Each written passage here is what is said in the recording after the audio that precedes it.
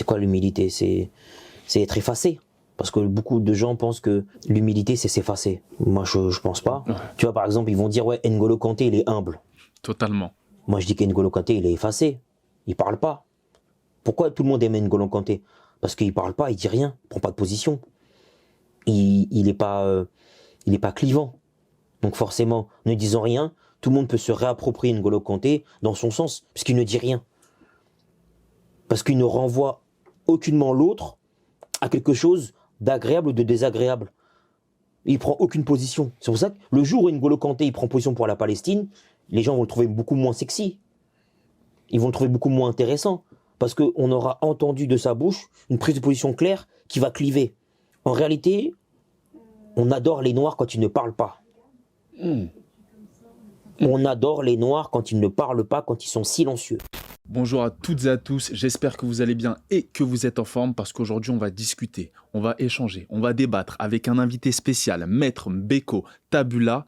Comment est-ce que tu vas aujourd'hui? Je vais très bien, sincèrement, je suis en pleine forme. Et je suis heureux de te voir, heureux de t'avoir dans mon bureau et je suis content que tu aies fait le déplacement. Au plaisir. Pour commencer, tu es avocat au barreau de Seine-Saint-Denis. Ouais.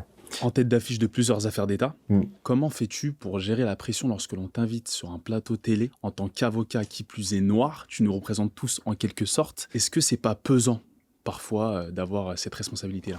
Moi, j'ai pas le sentiment de représenter les Noirs quand je prends la parole. J'ai pas un mandat, j'ai pas été élu par une société noire ou une communauté noire qui m'aurait décerné un mandat de représentation.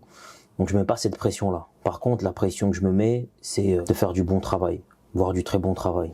Donc quand j'ai une interview, que je participe à une réunion, j'essaie de donner le meilleur de moi, de faire ce qu'il faut en termes de présentation orale, présentation du projet et d'être à la hauteur de l'enjeu. Mais après, je mets pas la pression par rapport à la communauté noire. C'est pas quelque chose qui est au-dessus de ma tête et qui serait plus ou moins anxiogène. C'est pas quelque chose qui m'anime, pas du tout. Qu'est-ce qui nous manque, nous, afro-descendants résidant en France, pour constituer une communauté forte économiquement et culturellement, selon toi? Ce qui nous manque, c'est la volonté d'être puissant. On est encore dans la volonté de vivre. On est dans la volonté de jouissance. Donc tant qu'on n'a pas décidé collectivement de sortir de cet état de jouissance pour s'inscrire dans une volonté de puissance et s'inscrire dans une volonté de faire corps et de s'organiser en tant que communauté, on sera malheureusement à la traîne et on sera malmené de part et d'autre, puisque l'envie de faire corps et l'envie de faire un seul n'est pas encore présente. Et qu'est-ce qui serait à l'origine de ce manque de volonté de puissance qu'on nous reproche depuis tant d'années? On a beaucoup des nôtres qui sont contents d'être là, contents d'exister, parce que c'était déjà inespéré pour eux d'arriver à devenir sportif, artiste, à devenir médecin, à devenir banquier pour certains. Donc déjà leur parcours il est extraordinaire. De là à vouloir rajouter à ce parcours une volonté de faire cohésion, de faire groupe, un peu comme peuvent le faire les membres de la communauté juive qui ont monté le CRIF et qui aujourd'hui s'organisent de façon structurée via cette institution pour défendre leurs intérêts. Ils ont bien raison de le faire. Nous, Noirs, on n'en est pas capable. Parce qu'on est encore dans une phase de... faut apprécier la vie, il faut vivre au jour le jour, il faut pas penser en rapport de force, il faut pas penser en communauté, il faut penser en individualité. Ça rejoint en plus le terme qui ça m'avait marqué la première fois qu'on s'est rencontrés. Je te cite, ma volonté c'est de fonder un CRIF noir. Est-ce que tu peux étayer? Ouais, moi je l'ai toujours dit, il faut qu'on ait l'équivalent d'un CRIF noir avec les associations représentantes de la communauté afro, qu'on puisse s'organiser avec un événement annuel, qu'on puisse mettre en place un plan économique, un plan social, un plan culturel, et que nos actions soient cohérentes. Moi, je vais prendre un exemple très simple. On a beaucoup d'événements qui sont organisés dans la communauté afro, autour de l'entrepreneuriat, et c'est des initiatives qui sont salutaires, et c'est bien qu'elles existent. Mais parfois, il y a un chevauchement au niveau des dates, il y a un chevauchement au niveau du planning. S'il y avait eu une organisation en capacité de fédérer toutes ces entités, on n'est pas obligé d'être les meilleurs amis du monde, mais au moins de se réunir en bonne intelligence, et dire, bon, toi, tu fais ça, telle date, moi, je fais ça, telle date, t'as prévu tel intervenant, moi, j'ai prévu tel intervenant. Est-ce que ce serait pas plus intéressant de mutualiser les dépenses? Puisque si tu prends son billet d'avion sur la même période, moi, je t'aide aussi puisque je vais avoir besoin de lui sur la même période. Est-ce qu'on serait pas capable de créer une synergie et de mutualiser nos dépenses pour faire en sorte qu'on optimise la présence de ces individualités? Ça, c'est un exemple, tu vois. Location de salle, par exemple, aussi. Donc, il y a plusieurs aspects sur lesquels on pourrait revenir et travailler de façon efficiente à réduire les coûts, mais vu qu'on n'est pas en concertation, que nous sommes chacun dans notre coin, pour pas dire isolés les uns des autres, en réalité on perd en impact. Et il y a un émiettement des événements, et il y a aussi une similarité des événements qui donne un sentiment plus de confusion que de réelle union. Et ça, je le déplore. Et c'est lié à quoi, ça? C'est lié à L'ego. l'ego, j'allais le C'est une dire. question d'ego. C'est une question d'ego. Comment on fait pour dépasser l'ego? Parce qu'on en parle depuis des années. Il faut faire un travail de thérapie. Travail de thérapie, te rendre compte que t'es personne, que quand tu vas mourir, les gens vont te pleurer 48 heures, qu'avec ou sans toi, le soleil va se lever, que tu représentes rien du tout à l'échelle de l'humanité, mais que tu as besoin des autres pour exister, que tu as besoin des autres pour produire du splendide, du merveilleux et du grand. C'est une question d'ego. Accepter sa petitesse pour aller vers la grandeur collective. Quand on aura compris ça, on aura fait un grand pas. Moi, j'ai toujours été bienveillant avec les frères, même ceux qui m'ont trahi, même ceux qui m'ont fait des coups en douce. J'ai toujours été bienveillant avec eux parce que l'unité de la communauté afro l'emporte sur mes blessures personnelles et l'emporte sur les déceptions que j'ai pu avoir. Mais dans cette communauté, on a pas mal de personnes qui, en réalité, sont plus là pour se servir que servir la communauté. Ils sont plus là pour se servir d'elle que pour la servir. Ça, c'est dommage. Aujourd'hui, on va parler solutions. Et pour ce faire, j'aimerais que tu nous partages ton mode de vie, ton état d'esprit, et que tu nous expliques qu'est-ce qui te permet aujourd'hui d'investir dans différents pays d'Afrique tout en continuant à soutenir ici les business afro, que ce soit dans la restauration ou encore le textile. Comment tu fais en fait au quotidien pour réfléchir à tout ça et rester cohérent vis-à-vis de ta gestion financière? Bonne question. En fait, c'est une planification. Tu vois, par exemple, je vais prendre la marque qui est là. La marque, elle est ici. C'est une marque qui appartient à un frère congolais et avec un de ses associés qui est d'origine asiatique. Ils sont deux. Safnat Panea, c'est une marque qui fait de la montre. On est dans l'horlogerie. Et moi, je porte toujours la marque du frère. Et moi, je suis content parce que c'est une belle initiative. Ils font des belles pièces. Et pour moi, c'est quelque chose qui doit s'incarner. Je pourrais porter une autre marque, mais je refuse. Et je préfère acheter leurs produits. J'ai acheté plusieurs montres que j'ai offert à des proches parce que j'estime que c'est comme ça qu'on est crédible. Les vêtements que je porte aujourd'hui, c'est la marque BS Prestige. C'est une marque sénégalaise. Moi, j'ai la chance de travailler avec le frère, de bosser avec lui sur mes tenues, de faire des tenues sur mesure. Vu que j'ai un peu de ventre, c'est important d'avoir des tenues adaptées. Et donc pour toi, l'image, c'est important alors? Ouais, l'image, c'est important. L'image, c'est essentiel. Mais c'est pas tout. Parce que juste avoir une image et pas avoir de fond, ça m'intéresse pas. Pour moi, l'image, c'est important parce qu'il y a le fond et la forme. Il y a la forme et le fond. Donc il faut avoir une image présentable, il faut avoir une image qui donne envie de parler avec toi, de discuter avec toi. Il faut être désirable sur le terrain esthétique, sur le terrain de l'imagerie. Donc j'essaie modestement d'être à la hauteur et de produire quelque chose qui esthétiquement donne envie. Mais pour répondre à ta question, voilà, j'identifie les besoins. Au pied, j'ai des Goya. Goya, c'est une marque africaine fondée par Rodrigue. Là, j'ai ma montre, là, j'ai ma tenue. Aujourd'hui, j'ai pas une lunette de Mewax. Mewax, c'est une marque fondée par une Sénégalaise. Elle a une boutique dans le 18e, une boutique dans le 4e de mémoire. Elle fait des produits de qualité. On est vraiment dans l'excellence afro. Donc, j'achète mes lunettes chez elle et je soutiens chez elle. Donc, en fait, c'est juste une question de cohérence. C'est pas juste dire ah, je suis pas un Africain. Parce que je parle pour ceux aussi qui possèdent des business. C'est pas tous les afros après qui vont reconsommer africain derrière. Ouais, mais à un moment donné, moi, je veux qu'il y ait de plus en plus de millionnaires africains. Je veux que l'équipe de BS Prestige soit millionnaire.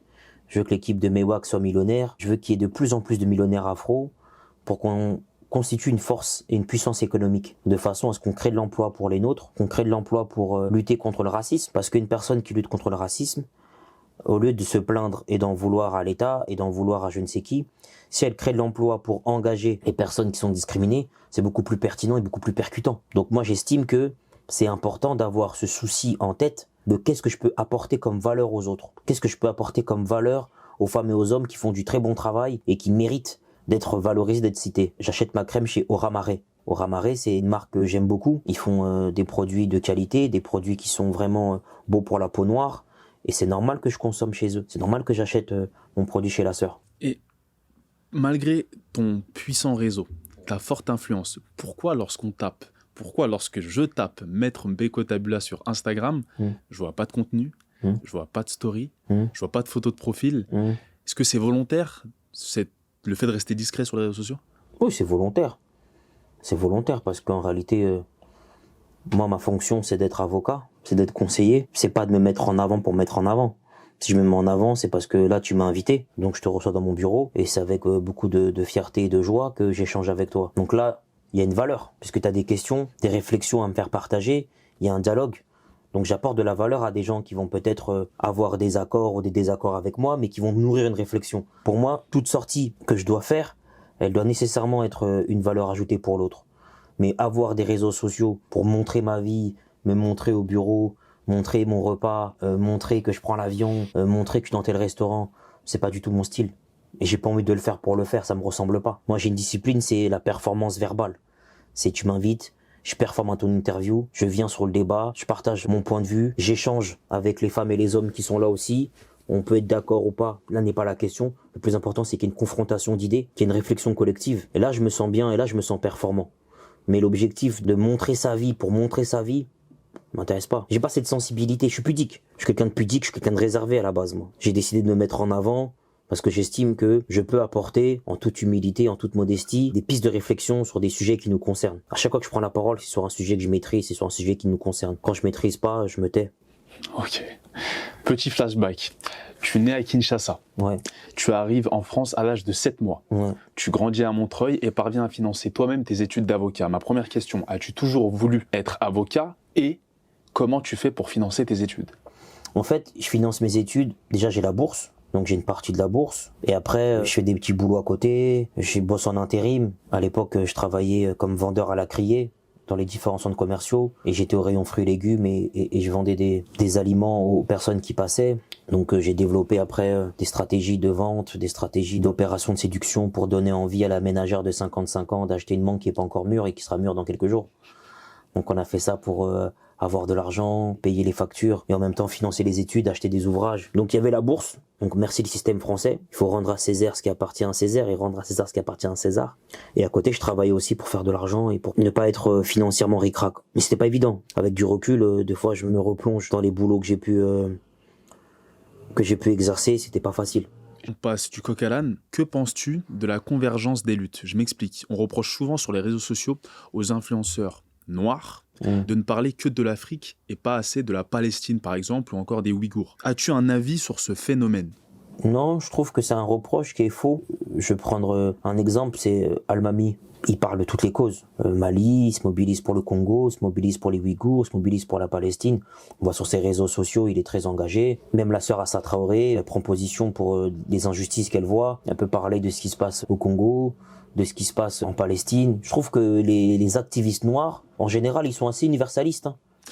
Mais t'en as certains, justement, qu'on va pas forcément citer, qui te disent que c'est une perte d'énergie de se focaliser sur toutes les causes et d'être universaliste, comme tu as pu le dire là tout de suite, parce que ceux qui sont concernés, par exemple, je prends le cas de certains militants arabes, par exemple, eux ne vont pas se pencher sur les causes noires. Est-ce que tu as un avis, tu es d'accord avec ça ou pas du tout? En fait, moi, je dis tout le temps, je fais pas en fonction de l'autre. Je suis en fonction de mon ressenti, de ma sensibilité. Moi, si je veux parler de la Palestine, je parle de la Palestine. Parce que j'estime que ce qu'ils vivent, c'est complètement ahurissant. On parle de massacre. Je vais pas perdre mon temps sur le mot génocide ou pas génocide, parce que pour moi, c'est une querelle qui ne m'intéresse pas. Mais le mot massacre, il est adéquat. On parle de massacre, on parle de milliers de morts, et c'est pas quelque chose sur lequel je peux être silencieux. Faut pas avoir d'âme, faut pas avoir d'humanité pour ne rien dire et ne pas condamner ce qui se passe. En même temps, sur ce sujet, c'est soit t'es pro-israélien, soit t'es pro-palestinien. Moi, je suis pro-justice, moi. C'est-à-dire, je veux qu'il y ait une justice qui soit mise en place et qu'on réfléchisse à la création de 2 États et qu'on permette aux 2 entités, israéliennes d'un côté, palestiniennes de l'autre, de vivre. Et que les Américains, l'Union européenne, que les puissants de ce monde arrêtent ce massacre et se réunissent et trouvent des solutions pragmatiques, efficaces.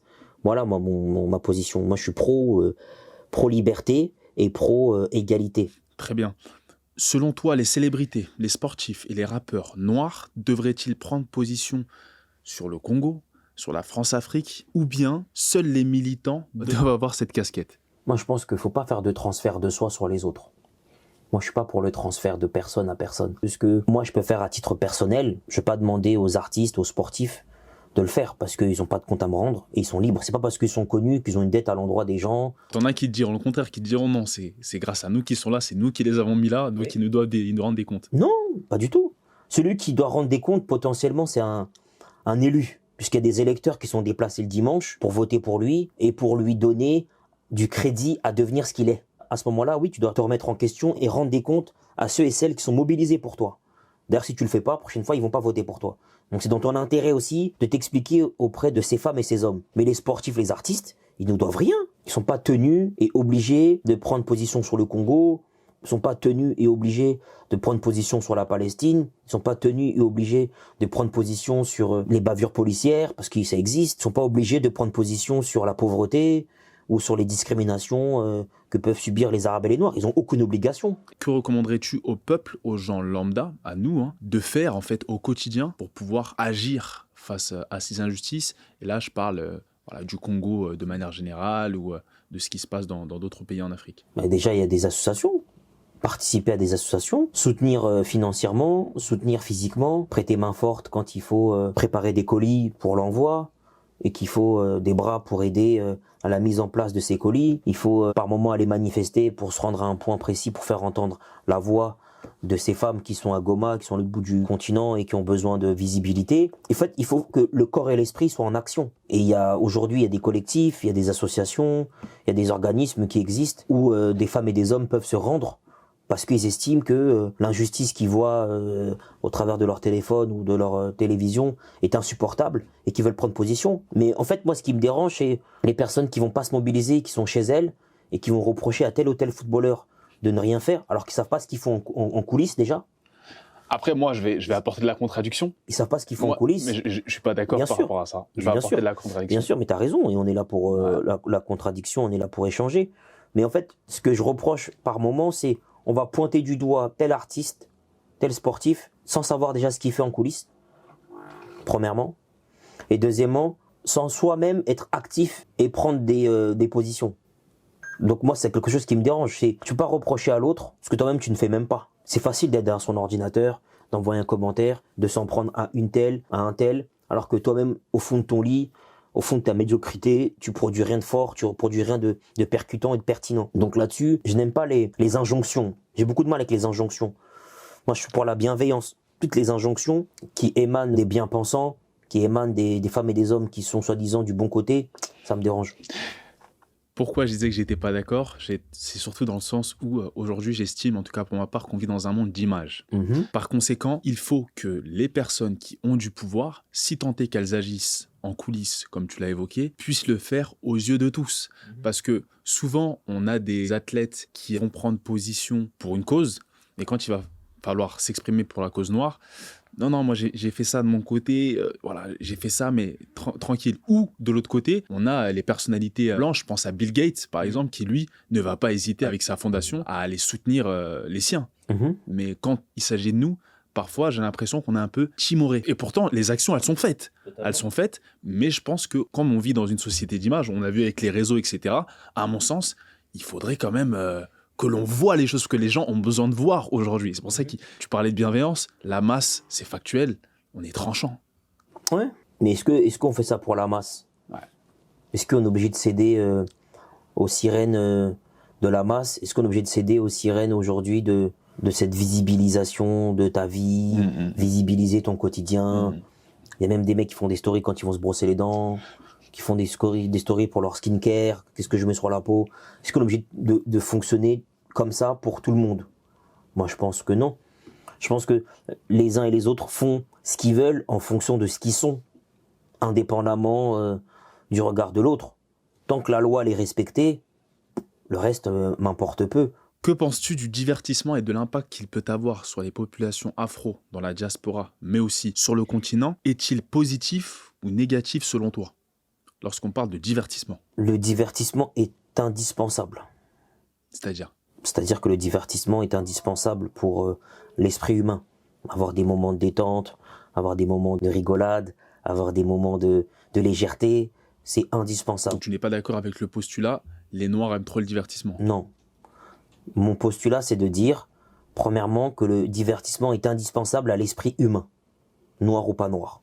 Deuxièmement, c'est de dire que pour beaucoup d'afros, le divertissement occupe une place trop importante dans leur existence. Et il faut réguler. Il s'agirait de doser, comme dirait Escobar Maxon. Il faut doser. Parce que il faut que, dans une logique existentielle, avoir des moments d'information, avoir des moments de sacré, des moments de spiritualité, des moments de famille, des moments de réflexion sur des sujets, des moments de divertissement. Mais quand ton parcours ou ta journée, elle est jalonnée exclusivement de divertissement, là, ça devient problématique. Quand tes week-ends, c'est que du divertissement, là, ça devient problématique. Moi, je m'en rappelle. J'allais le matin à la bibliothèque le samedi matin et l'après-midi, j'allais jouer au foot et j'allais voir mes potes. Mais le matin, j'avais pris le temps de lire un livre, de regarder un documentaire, d'ouvrir mon esprit. Et ça m'empêchait pas l'après-midi d'aller me balader à Châtelet avec des copains, manger une crêpe, draguer des filles et de rentrer à la maison. Mais le matin, j'étais passé à la bibliothèque. J'avais pris 1 heure, 2 heures, 3 heures pour questionner mon identité en tant que noir, questionner qu'est-ce que c'est qu'être panafricain. Donc j'avais cette curiosité qui n'empêchait nullement après le divertissement et l'envie de vivre, de rencontrer des femmes et des hommes, d'être dans des logiques de plaisir, d'interaction bienveillante avec des personnes que je ne connais pas et que j'aspire à rencontrer, tu vois. Le divertissement, oui, mais pas à excès. Le problème, c'est l'excès, c'est l'absence de modération. Beaucoup des nôtres ne sont pas en capacité émotionnelle, intellectuelle de réguler leur consommation de divertissement. Il s'agirait de doser, les frères et sœurs. Dosons. Ok, totalement. Tu as parlé de spiritualité. Je me permets de basculer sur le sujet de la religion. Est-ce que, selon toi, elle constitue un frein au développement des afros ou pas forcément? Je fais exprès de poser la question largement. Non, pour moi, c'est pas un frein. Pour moi, ce qui est un frein, c'est l'ignorance. C'est pas la religion. Le fait que tu sois musulman, chrétien, kémite, traditionnaliste, c'est pas un problème. Ça devient un problème, selon moi, quand tu ne fais que prier et que tu ne passes pas à l'action. Et que tu ne mets pas en place des projets concrets pour t'élever toi et élever les tiens. Ah, ça devient problématique. Là, ça devient très très problématique parce que la religion occupe une place démesurée dans ta vie, alors qu'elle est censée avoir une place centrale, mais une place active.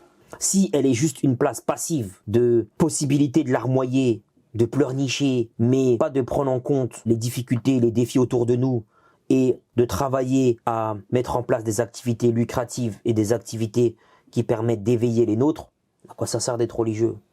À quoi ça sert de prier? À quoi ça sert de croire en Dieu si en réalité tu n'es pas actif et tu mets pas en place des activités pour justement faire triompher la volonté divine, faire triompher le bien? À quoi ça sert?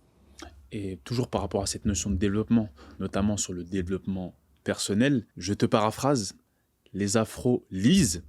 C'est faux de dire que les afros ne lisent pas, mais ils lisent beaucoup trop la Bible et le Coran. Absolument. Est-ce que tu peux étayer? Oh, mais ça m'a valu des problèmes. Parce que beaucoup de gens ne peuvent pas entendre que dire que tu lis trop la Bible, tu lis trop le Coran, c'est problématique. On te dit pas, ne lis pas la Bible, ne lis pas le Coran. On te dit dose.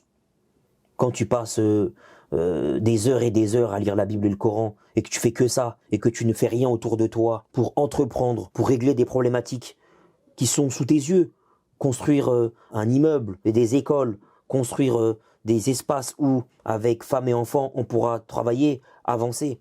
Si tu passes ton temps à prier, à quoi ça sert? À quoi ça sert? Mais ça m'a valu des problèmes. Parce que pour beaucoup de personnes, le fait d'avoir un esprit critique par rapport à la religion, c'est insupportable. Ils sont tellement fanatiques qu'ils ne sont pas capables d'avoir du recul. Parce que là, j'ai parlé de développement, mais on peut aussi parler d'union des afros. Oui. Que ce soit au sein d'une même famille ou d'un groupe d'entrepreneurs.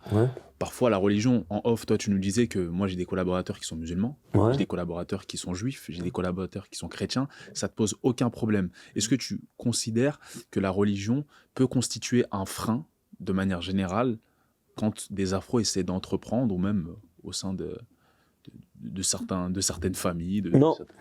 Non, je pense pas que la religion soit un frein. Je pense que ce qui est un frein, c'est l'incompatibilité de valeurs et de principes. C'est pas la même chose. La religion, c'est intime, c'est personnel.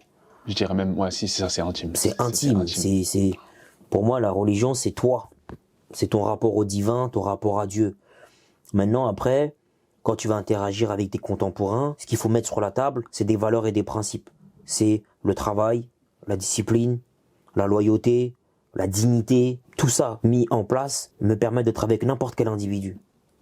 Si c'est sur la table et qu'on est d'accord pour dire que ça c'est sacré et ça va être notre socle en commun dans nos interactions, je peux travailler avec un musulman, je peux travailler avec un juif, je peux travailler avec un bouddhiste, je peux travailler avec un kémite, je peux travailler avec un chrétien, peu importe. Tant que travail, discipline, dignité, respect, on se retrouve sur ces valeurs-là, allons-y. Très bien. Est-ce que tu estimes que nous devons tous être panafricain pour qu'il y ait un changement observable, dans le sens où nous devons être prosélytes, à l'image de certains pasteurs qu'on voit dans les rues, dans le métro, quant au panafricanisme, ou que ce n'est pas nécessaire pour qu'on puisse évoluer en tant que communauté? Moi, je pense que le prosélytisme ne change pas grand-chose. Tu prends l'exemple d'un pasteur, le pasteur qui va prêcher la bonne parole dans la rue, combien il fait de personnes qui sont converties? Parce que quand les gens ils ont leur foi, ils ont leur foi. Je dis pas que c'est impossible. C'est possible pour un pasteur de sortir un samedi après-midi, d'arpenter les rues du 4e arrondissement et d'amener à son église 2-3 personnes. C'est possible. Chacun sa sensibilité. Moi, je pense que c'est pas le prosélytisme qui fait la différence, mais c'est l'incarnation. Il faut incarner ce que tu voudrais voir autour de toi. Et du coup, être un exemple vivant. Une prise de responsabilité. Une prise de responsabilité. Tu incarnes et tu montres que, au travers de ce que tu es, tu travailles vraiment avec valeurs et principes et tu incarnes ces valeurs du panafricanisme, de l'excellence noire et du rassemblement des afros autour de travaux, autour de projets d'envergure et qui permettent vraiment à notre communauté d'avoir une force, une dignité, une puissance. Pour moi, c'est ça le panafricanisme. On se rassemble, on travaille ensemble dans une optique commune. C'est de faire briller notre communauté, faire briller les nôtres. Quand tu brilles, je brille. Quand je brille, tu brilles. Nous sommes tous liés. Et c'est important que cette liaison, elle se fasse dans des ambitions de grandeur et de puissance. Quand on t'entend parler, là tout de suite, hein, je me permets, par rapport à la réalité qu'on observe, que ce soit chez des entrepreneurs, que ce soit dans les médias, etc., il y en a qui te diront, oui, mais c'est un peu idyllique ce qu'il est en train de nous dire, Maître Mbeko Tabula, dans le sens où, en réalité, tout le monde ne veut pas le bien de tout le monde. Il y a les intérêts, il y a les égos, etc. Qu'est-ce que tu as à répondre à toutes ces personnes-là? Est-ce que c'est de bon augure pour toi? Pour la suite, ce qu'on est en train de voir là, c'est cet éveil sur les réseaux sociaux avec une multitude de médias afro qui émergent, etc. Où, encore une fois, tant qu'on n'aura pas traité nos traumas, on va toujours retourner au même endroit, on va aller droit dans le mur. Quelle est ton approche par rapport à ça? Quel est ton ressenti par rapport à ça? Non, mais la personne qui dirait que mon discours est utopiste, en fait, il a tort. Parce que dans la communauté afro, il y a de tout. Il y a des femmes et des hommes qui sont d'excellents entrepreneurs, qui sont bienveillants et qui travaillent vraiment à l'éveil de la communauté et qui font ça avec sincérité, dévouement et excellence. Après, il y a aussi des enfants de péripatéticiennes. Tu vois, c'est vrai, il y a des enfants de péripatéticiennes et il faut le dire. Mais c'est pas parce qu'il y a ces enfants-là, qu'il y a des enfants de femmes de joie, qu'on va s'empêcher de faire ce qu'on doit faire et avancer et entreprendre. Ça fait partie du jeu. Il y a la rose, il y a les épines. Donc quand on est dans un processus d'initiative, quand on est dans un processus de création de valeur, dans un processus d'entrepreneuriat, il y a des bonnes rencontres, il y a des mauvaises rencontres. C'est partie du jeu. Je te paraphrase encore. Je préfère me faire avoir que d'être celui qui va entourlouper un frère. Ouais, toujours. Tu trouveras personne qui dira Mbeko Tabula, il m'a escroqué, il m'a eu, ça n'existe pas. Je dis ça pourquoi? Parce qu'en fait, on voit qu'il y a une crise de confiance, en fait. Encore aujourd'hui, en 2024, dans la communauté, même quand on collabore, on a du mal à se faire confiance. On a du mal à se faire confiance. Et selon toi, c'est dû à quoi? Je pense qu'il y a un manque de transparence. Il y a un manque de transparence. Et du coup, quand on n'est pas transparent, c'est beaucoup plus facile d'être dans des logiques de suspicion, de tension, dans des logiques de crainte. On arrive dans le temps additionnel, dans le Money Time. Je vais te poser quelques questions et je vais te demander de répondre au tac au tac. Okay. Il n'y aura pas beaucoup de questions. Ma première question, c'est t'es plutôt Malcolm X ou Martin Luther King? Malcolm. Ok. Plutôt Black Power ou Black Lives Matter? Non, Black Power. Ok. Patrice Lumumba ou Mandela? Avec tout l'amour qu'on porte aux personnalités. Ah, moi, je suis congolais, donc c'est Lumumba. Hein. Ok, très bien, très très bien. Si tu devais donner un conseil à tous les petits frères, toutes les petites sœurs qui souhaitent devenir avocats à l'avenir, quel serait-il? Travailler dur et travailler intelligemment. Dur parce qu'il y a beaucoup d'heures. Il faut avoir une endurance en termes de travail. Il y a un volume d'heures assez important à consacrer. Et intelligemment parce qu'il faut travailler avec une bonne méthode. Il faut travailler avec une intelligence et un discernement vraiment précis. Faire preuve de discernement et faire preuve de stratégie dans sa manière de travailler. Donc il faut du volume et en même temps, il faut de l'ajustement et de la précision. Parce qu'il y a des méthodes, il y a des outils qui permettent d'être beaucoup plus efficients. Est-ce que, et là je parle pour les entrepreneurs ou les porteurs de projets, tu penses que, toujours pour parler de la communauté, on ne se valorise pas assez? Oui. Oui, oui, oui. Parce qu'en fait, il y a ce complexe chez nous, c'est... Beaucoup pensent que se raconter, c'est se la raconter. Tu vois le délire? Ouais. Mais non, se raconter, c'est pas se la raconter. Je me raconte parce que j'estime avoir quelque chose d'intéressant à vous partager, en termes de parcours, en termes de valeurs, de principes. Donc je vous raconte ce que je fais, je vous raconte qui je suis.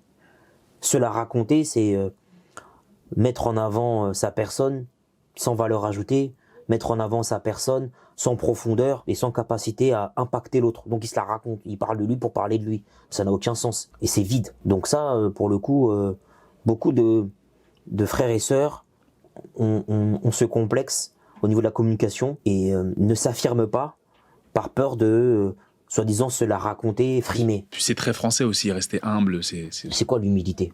Qu'est-ce que ça veut dire l'humilité? C'est quoi l'humilité? C'est être effacé. Parce que beaucoup de gens pensent que l'humilité, c'est s'effacer. Moi, je pense pas. Ouais. Tu vois, par exemple, ils vont dire, ouais, N'Golo Kanté, il est humble. Totalement. Moi, je dis qu'N'Golo Kanté, il est effacé. Il parle pas. Pourquoi tout le monde aime N'Golo Kanté? Parce qu'il parle pas, il dit rien, il prend pas de position. Il est pas clivant. Donc forcément, ne disant rien, tout le monde peut se réapproprier N'Golo Kanté dans son sens, puisqu'il ne dit rien. Parce qu'il ne renvoie aucunement l'autre à quelque chose d'agréable ou de désagréable. Il prend aucune position. C'est pour ça que le jour où N'Golo Kanté il prend position pour la Palestine, les gens vont le trouver beaucoup moins sexy. Ils vont le trouver beaucoup moins intéressant. Parce qu'on aura entendu de sa bouche une prise de position claire qui va cliver. En réalité, on adore les Noirs quand ils ne parlent pas. On adore les Noirs quand ils ne parlent pas, quand ils sont silencieux. J'irais même plus loin, je te compléterais. Quand ils transpirent, quand ils chantent, quand ils combattent. Oui, mais quand ils chantent, ça dépend des prises de position. Parce que quand tu prends des positions sur des sujets, ça devient compliqué. Quand tu transpires et que tu dis que tu vas pas combattre les Viet Cong, t'as beau transpirer, on te dit oh, Mohamed Ali, tu vas combattre les Viet Cong. Et lui, il va te dire que moi, les Viet Cong, je vais pas les combattre, ils m'ont jamais traité de sale nègre. Pourtant, il transpirait. En fait, c'est pas le fait de transpirer, c'est pas le fait de chanter, c'est ce que tu prends position par rapport à l'injustice ou pas. Est-ce que tu dénonces les injustices ou pas? Est-ce que tu dénonces la suprématie blanche ou pas? Est-ce que tu prends position sur la domination de l'Occident sur le reste du monde ou pas? Quand tu prends position sur la domination de l'Occident, bah, tu finis comme Toussaint Louverture, t'es persécuté. Tu finis comme Malcolm X, t'es persécuté. Tu finis comme Mandela, t'es persécuté, parce que tu dénonces les injustices. Les seuls Noirs qui sont pas persécutés, c'est les Noirs qui disent rien, qui mangent avec nos bourreaux, qui discutent avec nos bourreaux, qui couchent avec nos bourreaux. Eux, ils sont pas persécutés. Mais dès que tu prends position par rapport à ce que nos ancêtres ont pu vivre, par rapport à ce que nous, contemporains, nous vivons, tu prends des positions claires, nettes et précises, et que tu dénonces sans embâge, sans tergiverser, les hypocrisies du système, les hypocrisies de nos dirigeants africains, les hypocrisies des dirigeants occidentaux, que tu pointes les incohérences de tout ce beau monde, c'est là que tu es persécuté. Et c'est aussi ce que tu as été amené à faire sur des plateaux. Ouais. Tu vois, je suppose qu'il y a eu des conséquences. Ouais. Est-ce que tu peux nous en parler un peu? Comment tu dois te protéger, toi, en tant qu'avocat noir en France, prenant position, par exemple, sur la France-Afrique? Il y a des pressions fiscales. T'as des pressions, t'as des menaces de mort régulièrement. T'as des pressions, t'as de l'intimidation, t'as des convocations. On te demande de t'expliquer sur tes prises de position, sur tes choix. On te demande de t'expliquer sur tes sorties, sur les clients que tu défends, sur les combats que tu mènes. Voilà, c'est une réalité. Beaucoup de personnes, et là on va rentrer un peu dans le... tu vas me comprendre, se sentent vraiment heurtées quand Maître Mbeko Tabula, soit sur un plateau, soit sur une interview, emploie le mot macaque pour définir une certaine partie des afros. C'est assez agressif, assez virulent pour certains. Est-ce que tu peux nous dire comment on reconnaît un afro qui agit comme un macaque? Parce que c'est quand même dur en fait comme terme. C'est dire quoi un afro qui agit comme un macaque? C'est offensant. Qu'est-ce que tu réponds à cela? t'as aucune gêne à employer ce terme. Hein. C'est pour ça que je fais exprès de te confronter par rapport à ce terme-là, parce que je sais qu'il y en a beaucoup qui sont irrités quand tu dis un tel et un tel, ils agissent comme des macaques. Mais je pense que ceux qui devraient se sentir irrités, c'est les macaques, les animaux. Parce que je les compare à des êtres humains qui sont des personnes qui par moments n'ont pas de dignité. Alors que le macaque, il a sa dignité. C'est les animaux, les macaques qui doivent être en colère contre moi. Parce que je les compare à des êtres humains qui sont indignes, qui n'ont pas d'amour propre et qui n'ont pas d'honneur.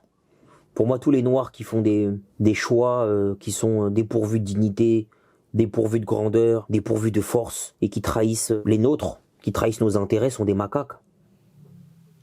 C'est simple. Quand tu trahis ton clan, quand tu trahis tes engagements, quand tu n'es pas à la hauteur de ce que nos aïeux ont pu faire, ont pu mettre en place, et tu fais preuve de bassesse, de petitesse, que tu fais preuve d'ignominie, t'es un macaque, t'es un petit nègre. J'assume. Ceux qui sont pas contents, c'est pas mon problème. Moi, je fais pas ça pour eux, je dis pas ça pour eux. Je dis ça parce que c'est quelque chose que j'ai au plus profond de moi. J'exècre ces nègres médiocres. Donc, je les vomis parce que c'est eux qui nous font le plus de mal. Et c'est sur eux que s'appuient les Occidentaux pour nous dominer. Les Occidentaux nous dominent, non pas parce qu'ils sont foncièrement plus forts que nous. Ils nous dominent parce qu'ils jouissent d'énormément de complicité à travers de notre communauté, à travers nos institutions, et qui permet à ce que, en réalité, il y ait autant de choses qui nous tombent dessus, qui nous arrivent. C'est parce que nous sommes les premiers à collaborer avec les Occidentaux. Il y en a combien qui, pour un plat de lentilles ou pour un peu d'argent, renient les engagements initiaux, renient la mission qui est la leur, normalement, de servir et de défendre avec honneur et dignité, bravoure, ce que nous sommes en tant qu'hommes, en tant que femmes. C'est une bénédiction d'être africain, d'être afro. Être noir, c'est un don, c'est pas un délit. Je le dis tout le temps, ça. T'as parlé d'institutions, j'ai envie de basculer sur le milieu artistique. J'en parlais avec le frère Fababi, que tu connais. Mon gars, Fababi, dédicace. Et en gros, on parlait justement... Je l'aime beaucoup. On a des discussions, on a des échanges. On n'est pas d'accord sur tout, mais on est d'accord sur l'essentiel. Et j'ai beaucoup de respect pour lui. Et je trouve qu'il fait partie des meilleurs lyricistes francophones. Il fait partie des meilleurs lyricistes du rap français. Ça, je le dis publiquement. Pour lui avoir dit en privé, je le dis devant la caméra. Il a un coup de stylo incroyable. Je confirme. Concernant les institutions, il nous disait, je le cite, on a été client du bar pendant plus de 20 ans. Ce serait bien qu'on ait notre bar, nous aussi. En termes justement d'institutions, quand on parle des majors, etc. Qu'est-ce qui, selon toi, freine les afros à créer leur propre major, à créer leurs propres institutions, que ce soit dans la musique ou même ailleurs? Est-ce que, selon toi, on a des traumas qui font qu'on n'a pas envie de se lancer totalement en indépendant? Quand on se disait ça en off, je te dis, c'est cohérent en réalité. Parfois, on n'a pas envie de prendre des risques. Qu'est-ce qui fait qu'on n'a pas envie de prendre, selon toi, ces risques-là pour faire quelque chose de grand en étant totalement indépendant dans la musique ou ailleurs? Je pense que c'est toujours pareil. Est-ce que tu veux être quelqu'un ou est-ce que tu veux être propriétaire? C'est pas la même chose. Beaucoup d'artistes, de sportifs veulent devenir quelqu'un. Et c'est tout à leur honneur. Ils veulent avoir une belle carrière, ils veulent être reconnus comme des artistes accomplis, comme des chanteurs et des chanteuses de haut vol. Et ils veulent avoir une reconnaissance de la musique et de l'industrie. C'est tout à fait honorable. Après, il y a ceux qui pensent que être quelqu'un, c'est bien, mais être propriétaire, c'est mieux. Donc propriétaire d'un club de foot, propriétaire d'un gros label de musique, propriétaire de plusieurs restaurants, propriétaire de plusieurs espaces économiques qui nous appartiennent. Donc c'est une question d'état d'esprit, de sensibilité. Et ça, c'est propre à chacun. On ne peut pas faire de transfert de soi-même sur les autres. Et c'est aussi un cheminement qui est lié à la vie des uns et des autres. Il y a des moments où vous avez des personnes qui viennent d'avoir 2-3 enfants, qui vont opter pour la sécurité et qui vont préférer être salariés, le temps d'éduquer les enfants, le temps de bien poser les bases pour la famille, et qui après vont dire je veux plus être salarié, je veux être entrepreneur, je vais créer une épicerie, je vais créer un restaurant, je vais créer ma boutique, Je veux créer mon institution, mon média, parce que j'en ai besoin aujourd'hui, et psychologiquement, je suis apte à le faire. Donc c'est des rendez-vous que les uns et les autres prennent avec l'histoire, mais avec leur histoire personnelle aussi. Parce que tu ne peux pas avoir rendez-vous avec l'histoire quand ton histoire personnelle ne te le permet pas. Je le répète, tu ne peux pas avoir rendez-vous avec l'histoire avec un grand H quand une histoire personnelle ne te le permet pas. Donc il faut vraiment manger le béton encore. Il faut. C'est-à-dire qu'il faut avoir une vie qui, sur le terrain personnel, est suffisamment structurée, installée, pour pouvoir ensuite avoir des ambitions à l'échelle de la communauté, à l'échelle de l'histoire avec un grand H. Parce que c'est vrai qu'on a tendance à... Et on ne sait pas ce qui se passe dans la vie des gens. Ouais. On ne sait pas ce qui se passe dans les coulisses. Moi, j'ai la chance d'être dans les coulisses. Et les choses c'est pas tout noir, tout blanc. Les choses sont complexes. Faut nuancer. La seule chose sur laquelle moi je négocie pas, c'est sur les trahisons. C'est-à-dire quand on a des frères et des sœurs qui acceptent de trahir la communauté, de trahir le clan, pour travailler, pour s'attabler avec nos bourreaux, avec eux je suis intransigeant. Eux c'est des macaques à vie, je parle pas avec eux. C'est des traîtres. C'est des gens qui s'en foutent de la communauté noire, s'en foutent de notre patrimoine, de notre héritage, de ce que nous sommes, de ce que nos aïeux nous ont légué. Et eux, je peux pas être compréhensif, je peux pas être indulgent avec ces traîtres. Par contre, les autres, ils font ce qu'ils peuvent. Ils essaient de s'en sortir. Ils sont dans des logiques de survie pour certains d'entre eux. Et eux, il n'y a pas de problème. Eux, il y a de l'indulgence, il y a de l'amour, il y a de la bienveillance. Mais je négocie pas avec les teutrés de chez nous, c'est mort. On parlait justement de ceux qui essaient de s'en sortir, de ceux qui s'en sortent. Mais parfois, tu te rends compte qu'il y en a qui sont dans le showbiz. Mais quand tu regardes en fait l'envers du décor, ils s'en sortent pas tant que ça. Comment tu expliquerais tout ça et comment toi, à titre individuel, tu arrives à te retrouver à être à l'aise tout en étant dans le combat? Comment ça se passe en termes d'état d'esprit? En fait, pour être à l'aise dans un milieu hostile, il faut avoir des soutiens et il faut être indépendant. J'ai des soutiens, j'ai des femmes et des hommes autour de moi qui me soutiennent. Et je suis indépendant, c'est-à-dire que j'ai pas de patron, j'ai pas de contraintes hiérarchiques qui m'empêchent de dire ce que je veux, qui m'empêchent de me déplacer et qui m'empêchent de mener à bien mes projets. Donc j'ai pas tout ça. Donc pour le coup, c'est beaucoup plus simple pour moi de dire ce que je veux, de dire ce que je pense, d'investir, d'entreprendre, de monter sur tel ou tel projet, d'avoir une liberté de ton que beaucoup n'ont pas. Parce que leur réalité familiale, leur réalité personnelle, leur réalité professionnelle les empêche de dire ce qu'ils pensent comme moi je peux le faire. Moi tout ça, ni ma mère, ni mon père, ni mes frères et sœurs, ni mes proches ne peuvent m'interdire de dire ce que je dis. Qu'ils soient d'accord ou pas d'accord, c'est pas mon problème. Moi je sais que ma mère elle est pas spécialement d'accord avec mes prises de position. Elle aurait préféré que je mène une existence beaucoup plus tranquille. Beaucoup plus lisse. Elle a peur qu'un jour on lui dise ton fils a pris une balle dans la tête. Mais comme je dis tout le temps, ceux qui sont morts ils ont pris de l'avance. Donc on a tous rendez-vous avec la faucheuse. Donc j'ai pas de souci à l'idée de mourir.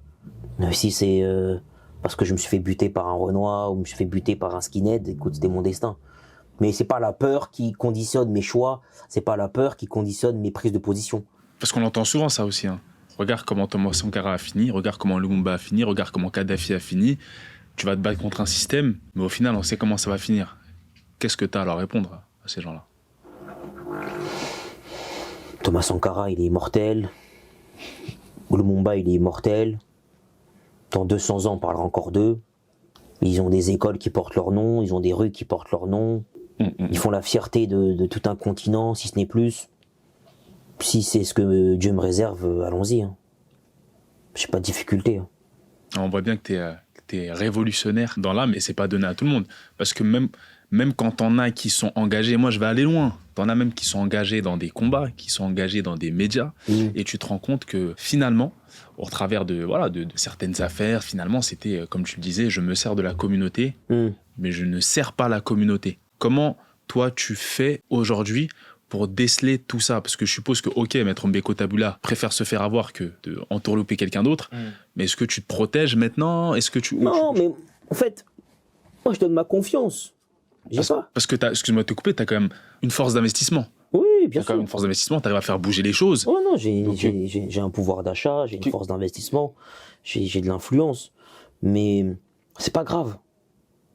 Moi, tu sais, pour moi, les déceptions, c'est un peu comme dans les chagrins d'amour ou les relations amoureuses. Ça parce que t'as été quitté, t'as été plaqué, que tu as plus de nouveau aimé une femme. Tu n'as pas renoncé à l'amour parce que t'as une relation qui s'est terminée, parce que la femme que t'aimes, elle est partie avec un autre et qu'elle t'a quitté et que tu as eu un chagrin pendant 6 mois, 1 an, 2 ans. Tu vas pas t'interdire de retomber amoureux à cause d'une situation qui t'a fait mal. C'est pas grave.